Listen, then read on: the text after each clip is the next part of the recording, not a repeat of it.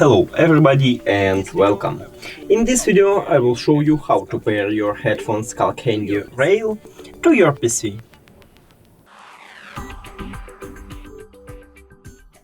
You have to start by click on the Windows icon, then go to Settings, Devices, add Bluetooth.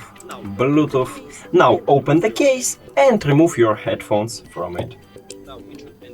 Now it should enter to prank mode automatically, but if it doesn't, just press and hold both of buttons for at least 3 seconds. Maybe I should do it again. Yeah, we can see it, so click on it. And done. And we just did it. Thank you for watching this video. If you found it helpful, please consider subscribing to the channel and leave the like on the video. It's really important to us. See you later!